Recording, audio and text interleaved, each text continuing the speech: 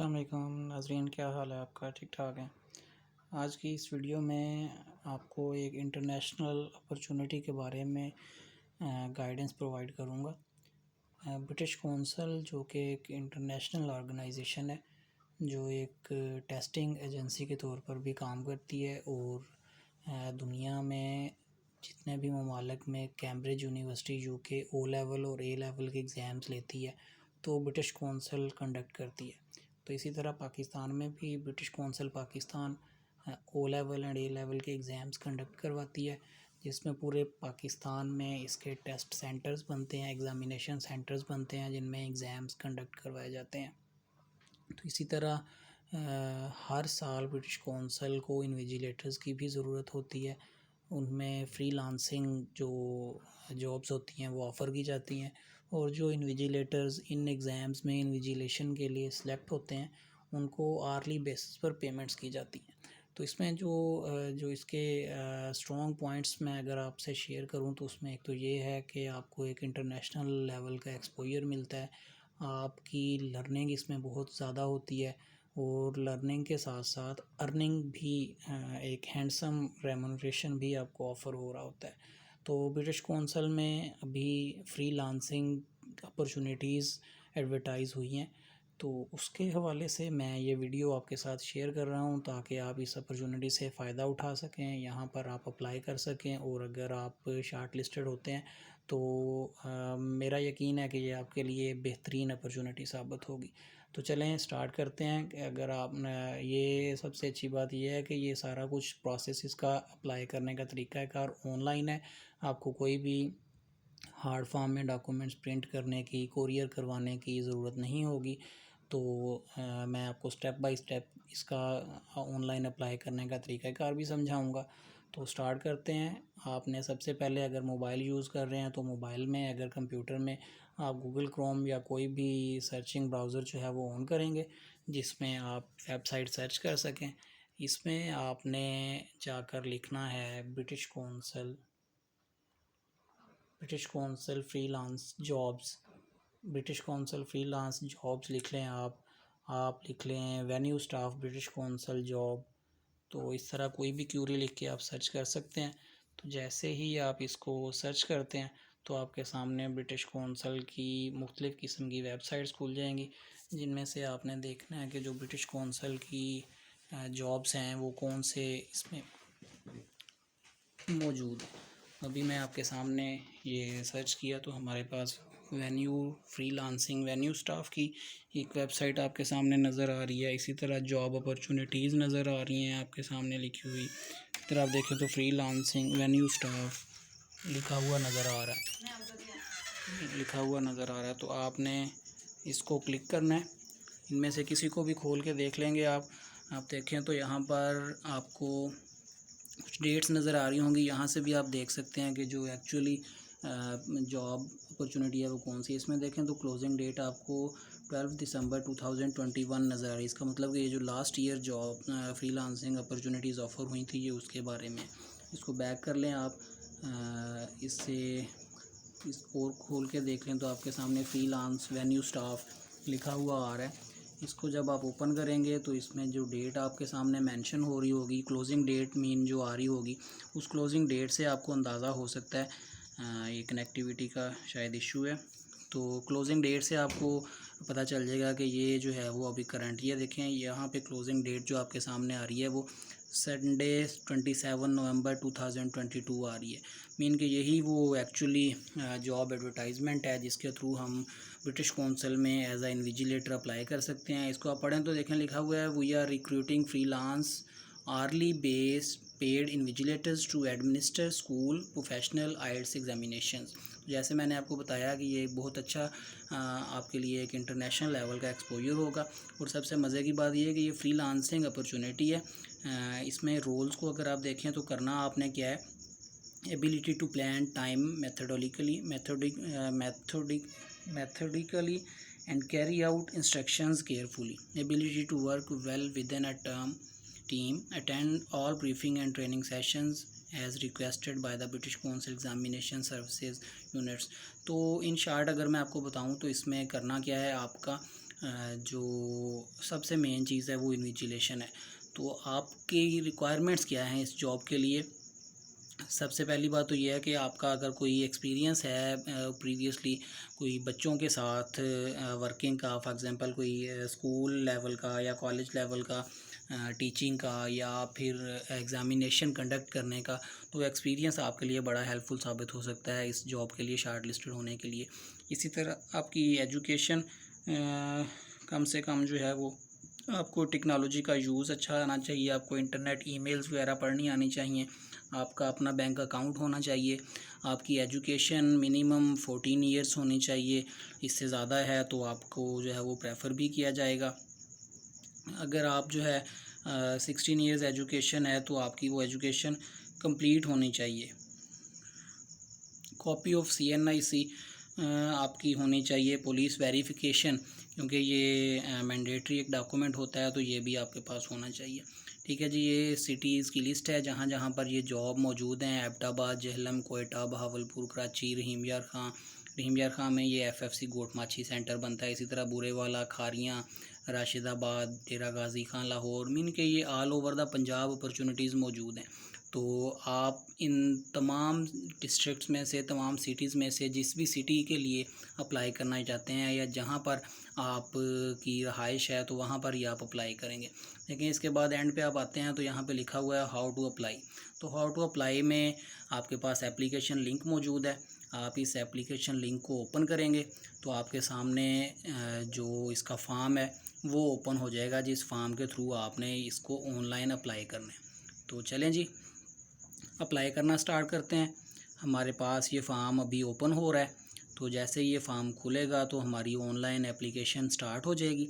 इस online application को step by step आपने देख लेना है ताकि आपको बाद में कोई प्रॉब्लम ना हो। स्टिल अगर आप कोई इस वीडियो के कंप्लीट होने के बाद भी कोई अगर आपको इशू फेस करना पड़े तो आप डिस्कस कर सकते हैं, उसे हम इंशाल्लाह रिज़ॉल्व कर लेंगे। ये देखें तो सबसे पहले आपने सब अपना कंप्लीट नेम मेंशन करना है एज़ पर CNIC। जो आपका नाम CNIC पे है उसके अकॉर्डिंगली आपने अपना नाम करेक्ट स्पेलिंग्स के साथ कोशिश कीजिए कि इसको आप जो है वो कैपिटल लेटर्स में लिखिए। अभी क्योंकि मेरे पास ये बाय डिफ़ॉल्ट सेव है तो इसलिए मैंने उसी को कर लिया है, लेकिन आपने इसको कोशिश करना है कि अल्फ़ाबेटिकली देखें। तो इसको जो है वो कैपिटल वर्ड्स में लिखें। नेम आ गया, स्पेसिफाई योर जेंडर, आपने अपना जेंडर जो है वो मेंशन करना है, आपने अपना CNIC मेंशन करना है। जो आपका CNIC कंप्लीट है वो आपने यहाँ पर मेंशन कर देना है। 26 जो भी आपका CNIC है वो आपने यहाँ पे कंप्लीट मेंशन करने के बाद कह रहा है the value must be a number. यहाँ पे देखें मैंने अल्फ़ाबेटिकली भी कुछ अल्फ़ाबेटिक्स भी आ गए हैं तो इनको आपने नहीं करना। फॉर एग्ज़ाम्पल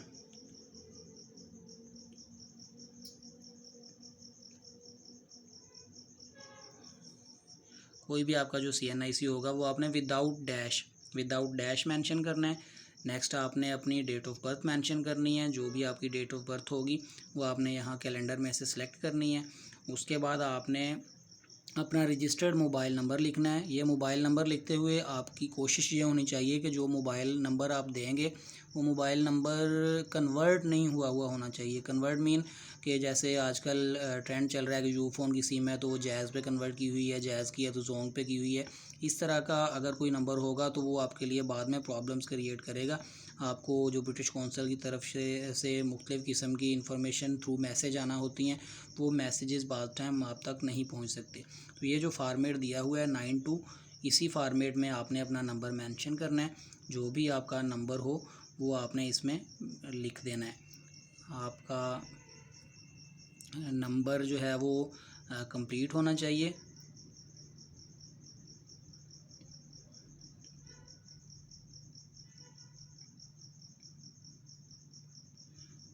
ज़ीरो 300 के साथ है, 0321 के साथ है। जो भी आपका नंबर है वो आपने लिख देना है। कह रहा है नंबर मस्ट बी बिटवीन, जो डिजिट्स हैं टोटल वो डिजिट्स भी आपने मद्देनज़र रखने हैं कि आपका नंबर जो है वो उन्हीं डिजिट्स के दरमियान होना चाहिए। तो जब तक वो डिजिट्स पूरे नहीं होंगे तब तक वो आपके नंबर को एक्सेप्ट नहीं करेगा। तो आपने इन नंबर्स का भी ख्याल करना है और इन नंबर्स के मुताबिक जो आपका कंप्लीट कॉन्टैक्ट नंबर बनता है उसको आपने इसमें सेव कर देना है।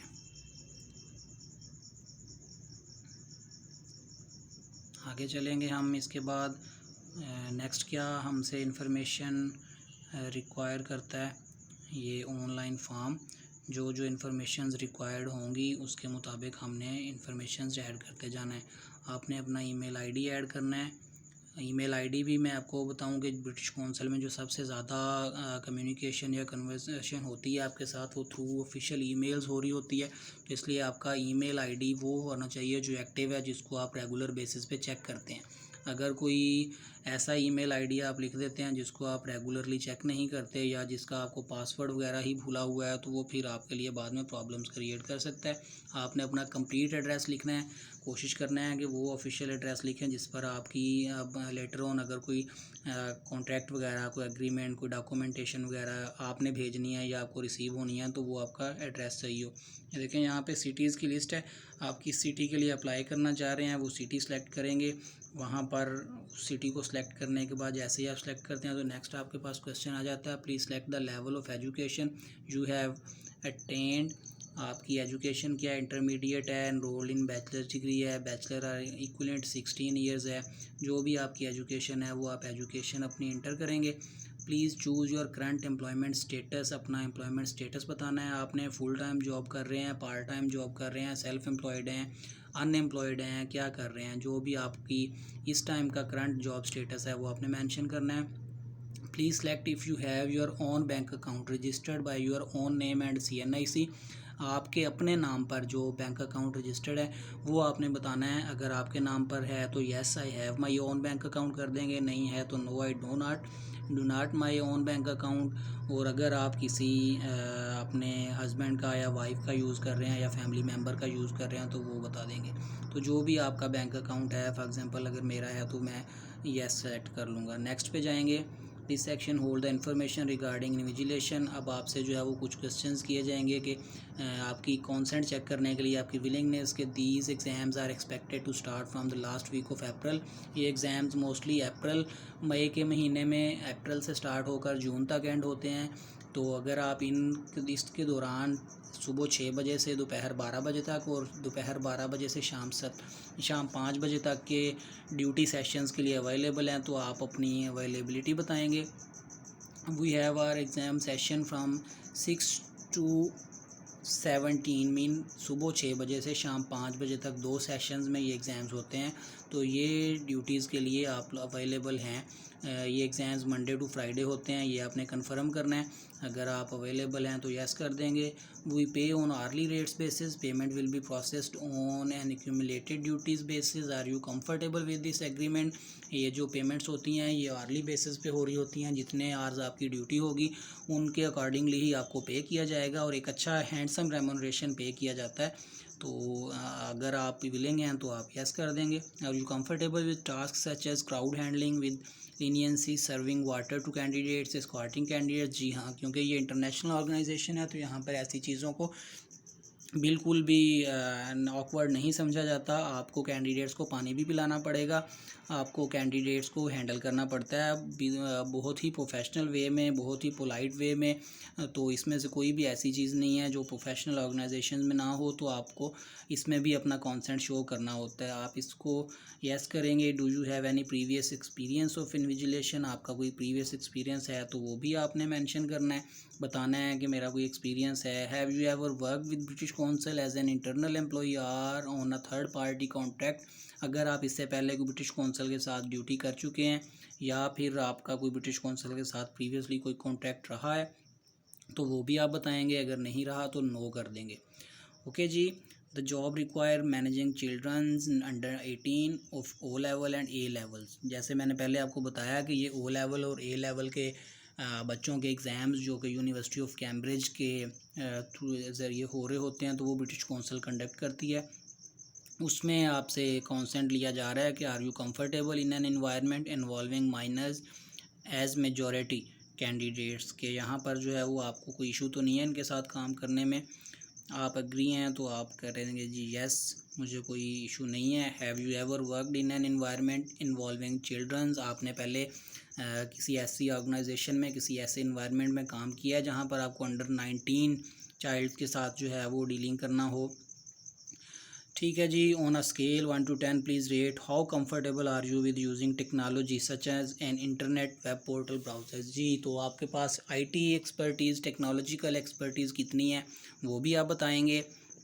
अगर आपकी एक्सपर्टीज़ एडवांस लेवल की हैं तो आप बिल्कुल 9 या 10 में से सिलेक्ट करेंगे। अगर आप इंटरमीडिएट हैं तो आपको 7 और 8 में से कोई सिलेक्ट करना चाहिए। और अगर आपकी बिगनर्स में से हैं आप तो फिर आप 5-6 में से किसी को सिलेक्ट कर सकते हैं। तो ये आपकी टेक्नोलॉजिकल जो आपकी एडवांसमेंट है, जो आपकी एक्सपर्टीज़ है, उसके बारे में बताएगा। Have you ever been convicted of any criminal offence, अगर आपका कोई मुजरिमाना रिकॉर्ड है खुदा ना खास्ता तो आपको वो भी बताना है, क्योंकि ये आपने रिपोर्टिंग सही करनी है, क्योंकि इसकी बेस पर आपको पुलिस वेरिफिकेशन सर्टिफिकेट भी लेटर ऑन सबमिट करवाना पड़ता है। तो इसलिए इसको भी आपने देखते हुए फिल करना है। सॉरी, ठीक है जी।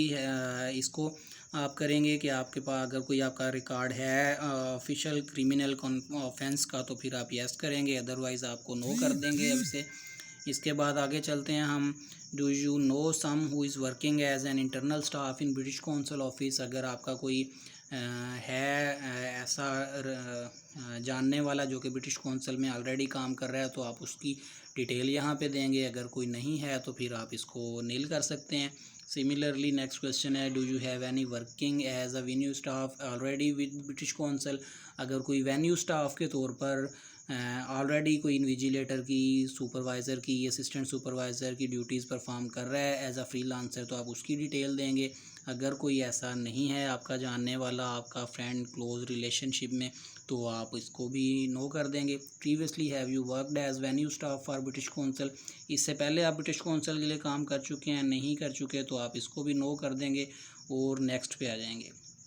देखिए नेक्स्ट पे आएँ तो यहाँ पर आपसे एक रेफरेंस मांगा जा रहा है। Any one you are working or had previously worked in an office, lecturers, dean, chancellor or personal reference, यहाँ पर आपने एक रेफरेंस देना है जो कि आपके साथ का लेक्चर, आपके कोई टीचर हो सकते हैं या कोई आपका कोलीग हो सकता है जिसके साथ आपने किसी ऑफिस में काम किया हो, या कोई आपका पर्सनल रेफरेंस हो सकता है जिससे आपके बारे में वेरीफाई किया जा सके कि ये बंदा या बंदी किस टाइप की है, इसका प्रोफेशनल बैकग्राउंड क्या है, इसका एक्सपीरियंस क्या है, ये सारी चीज़ें कंफर्म की जाएंगी। इसी तरह फिर आपने एक और रेफरेंस देना है, वो भी सिमिलरली ऐसा ही कोई रेफरेंस होगा जो आपको अच्छे से जानते हों, जो आपके बारे में फ़ीडबैक दे सकें, जो आपके बारे में बता सकें, आपकी पर्सनैलिटी के बारे में बता सकें, आपके वर्किंग स्टाइल के बारे में बता सकें। तो ये सारी चीज़ें आपने इसमें ऐड करनी है। इसी तरह आपने एक थर्ड रेफरेंस देना है। ये थर्ड रेफरेंसेस की बेस पर जो है वो आप फिर नेक्स्ट पे जाएंगे।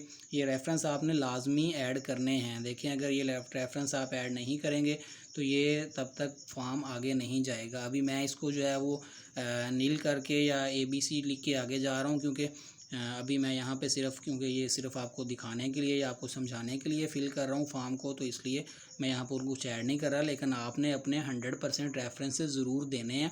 अगर आप रेफरेंसेस नहीं देंगे तो आपकी ये एप्लीकेशन एंटरटेन नहीं होगी। और रेफरेंस में आपने चीज़ें क्या क्या देनी है, देखें उस रेफरी का कंप्लीट नेम देना है, उसका डेजिग्नेशन, उसकी ऑर्गेनाइजेशन का नेम, उसका मोबाइल नंबर, और अगर उसकी प्रोफेशनल ईमेल आईडी है तो वो भी आपने उसमें ऐड करनी है। देखिए अब मैंने इसको नेक्स्ट किया है तो हो गया ये। इसके बाद आपने डिक्लेरेशन देनी है। उस डिक्लेरेशन में आपने बताना है कि ये फॉर्म में जितनी इन्फॉर्मेशन मैंने दी है वो सारा कुछ बिल्कुल ठीक है, मैंने कुछ भी जो है वो गलत नहीं लिखा। इसी तरह की जो है वो एक आपसे कॉन्सेंट लिया जा रहा है, एक आपसे ओथ लिया जा रहा होता है, तो उसके अकॉर्डिंगली आपने इसको फिल करना है। यहाँ पर आपने अपना कंप्लीट नेम लिखना होता है जो कि एक सिग्नेचर के तौर पर यूज़ होता है। और फाइनली ये आपका ऑनलाइन एप्लीकेशन जो है वो कंप्लीट हो जाएगी और आप इसको सबमिट कर देंगे। आप इसको सबमिट कर देंगे तो 27 नवंबर जैसे मैंने आपको बताया इसकी लास्ट डेट है। उसके बाद अगर आप शार्ट लिस्ट होते हैं तो थ्रू ऑफिशियल ईमेल आपको इन्फॉर्म किया जाएगा। आपकी फिर बाकायदा स्क्रीनिंग होगी, आपके रेफरेंसेस से आपको चेक किया जाएगा, उनसे आपके बारे में फ़ीडबैक लिया जाएगा, आप की डॉक्यूमेंटेशन वगैरह होगी और लकीली आप सेलेक्ट हो जाते हैं तो ये इंतहाई ज़बरदस्त किस्म की अपॉर्चुनिटी आपको एक मिलेगी, जिसमें आपके लिए बहुत ज़्यादा लर्निंग होगी, जहाँ से आप बहुत ज़्यादा ग्रूमिंग कर सकते हैं, अपनी पर्सनैलिटी डेवलपमेंट कर सकते हैं, अपना नॉलेज इंक्रीज़ कर सकते हैं और अपनी स्किल्स को इम्प्रूव कर सकते हैं। तो ये था कंप्लीट एप्लीकेशन फिल करने का प्रोसेस। इसमें किसी भी जगह पे आपको कोई इशू हो किसी भी टाइम तो आप कमेंट्स में लिखकर मेरे से पूछ सकते हैं, फ़ीडबैक ज़रूर दीजिएगा। ये एप्लीकेशन फॉर्म फिल करने का तरीका आपके लिए हेल्पफुल साबित हो तो ज़बरदस्त, और ज़रूर अप्लाई कीजिएगा। एक बहुत ज़बरदस्त किस्म की अपॉर्चुनिटी आपका वेट कर रही है और अगर आप इसमें सेलेक्ट होते हैं तो ये आपके लिए एक बहुत ज़बरदस्त किस्म का लर्निंग एक्सपीरियंस होगा। तो इसी के साथ इजाज़त दीजिए। अल्लाह हाफ़िज़।